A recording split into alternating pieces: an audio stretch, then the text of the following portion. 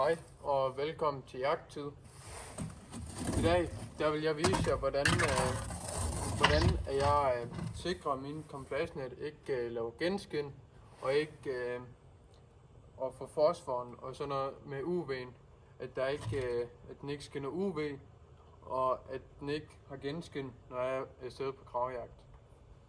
Jeg starter med, som I kan se her, og det er så sådan her det kommer til at se ud, når jeg tager noget jord og noget vand og blandet det og rørt godt rundt i det. Det tager noget tid at røre rundt i det, men I skal huske at få det hele blandet godt rundt, og så putter I jeres camouflagenet ned i. Og det er sådan jeg laver min mudderblanding.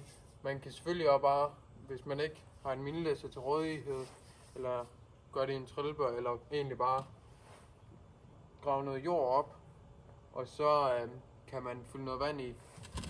Men jeg gør lige for, at det er ordentligt rørt rundt, og så selvfølgelig for, at det er godt flydende, at det nemt kan komme ordentligt ind i camouflagenettet. Jeg har fået det her camouflagenet fra Temu af, og det, men selvfølgelig pas på med at købe ting fra Temu, men det var så billigt, så det skulle jeg selvfølgelig prøve. Og I kan se her, nu har jeg lige taget en lille pandelygte med. Det her med, at det skinner lidt. Nu kommer jeg lige lidt tættere på. Så kan I nok også se det lidt nemmere med, at det skinner. Det her genskin, det skal man passe på med, fordi de er snukraver. Og hvis vi kommer senere hen på sæsonen, og kravene de bliver snu og vant til, at vi er derude, så begynder de godt på at, ligesom at kunne ane sådan noget her. Hvis solen den bare står og skinner, høj sol og sådan noget, det skal man selvfølgelig ikke sætte op imod høj sol, fordi så har de selvfølgelig også nemmere ved at se en.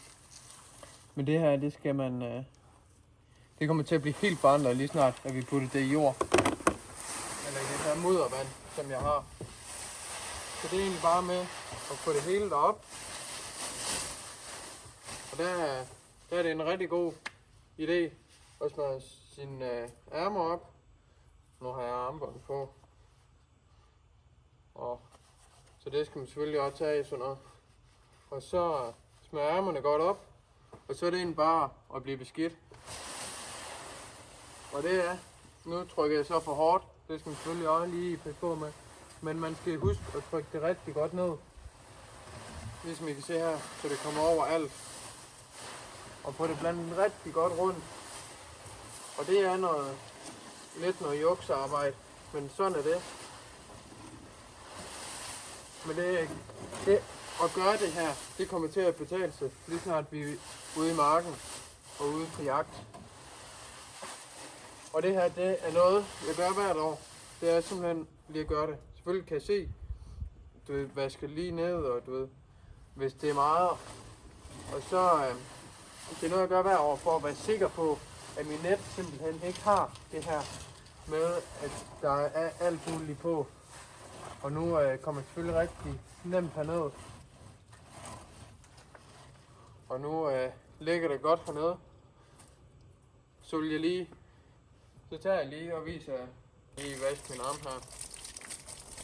Så tager jeg og viser, hvordan jeg har gjort det.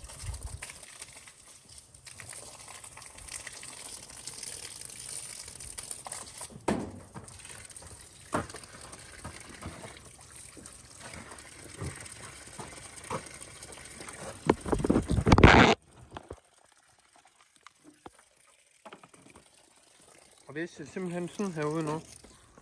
Skal lige vende ordentligt. Sådan der. Så har det egentlig bare liggende hernede. Fuldstændig mod ind, som det skal være. Det er helt perfekt nu. Og sådan her. Jeg lader det lige ligge, hvor det er helt under.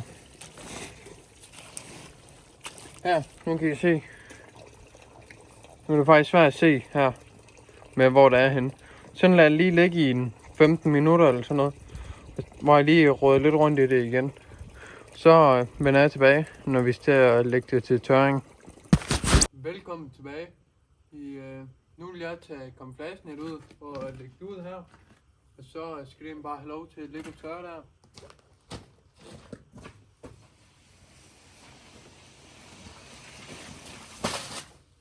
Og det er selvfølgelig blevet rigtig godt tungt her. Og fundet det. Det gælder egentlig bare lige om at prøve at finde en af de korte sider, det fik det der. Og så egentlig bare få det bredt ud.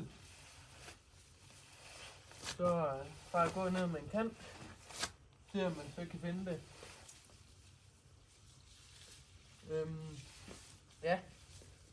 Så er jeg snart.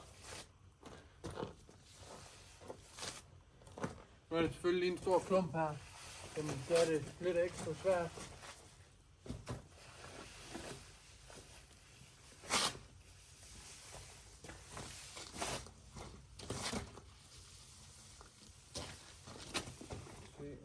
Her.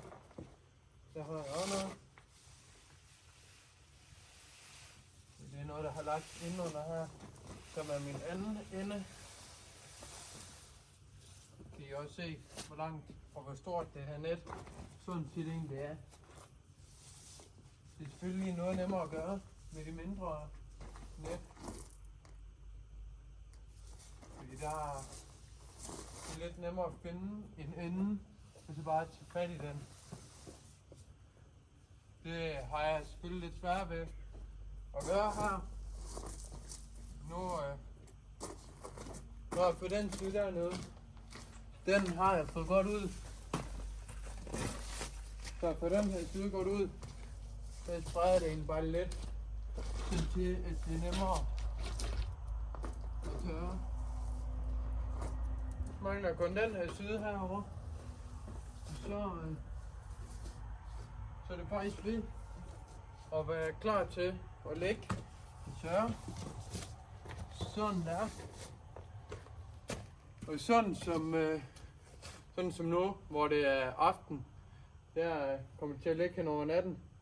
Men selvfølgelig gør det om formiddagen eller sådan noget, hvor der er høj sol og det, så tørrer det inden for en time. Men det her, det kommer til at bare ligge over natten. Og så skal det egentlig bare have lov til det. Bare have lov til at ligge. Og det her, det kommer til at fjerne gennemskinnet lige snart, at det tørrer. Selvfølgelig skinner det nu, fordi der er noget lys, der kommer ned på det fra min telefon, hvor jeg filmer fra. Men det her, det er sådan, som vi gør med alle vores net, for at sikre os, at de er, som de skal være. Og det er ikke derfor, at fuglene, de flyver væk. For eksempel, hvis man har problemer med det, så kan det måske være en klokkefugleopstilling i stedet for. Men det her, det er sådan, som jagttid gør det. Og jeg kommer ikke til at vise, at det er tørt, men kommer jeg til at kunne se ind på jagttid. Enten som en short, YouTube short, eller en TikTok. Og inde på TikTok, det hedder vi også jagttid, hvor I kommer til også at kunne finde os. Der er det kamera. Der kommer I også til at kunne finde os inde på TikTok. Det kommer vi nok også til at lægge noget op af det her. Der kommer vi også til at lave en video omkring det. Men nu skal det have lov til, og så ses vi derude. Snækkerbræk.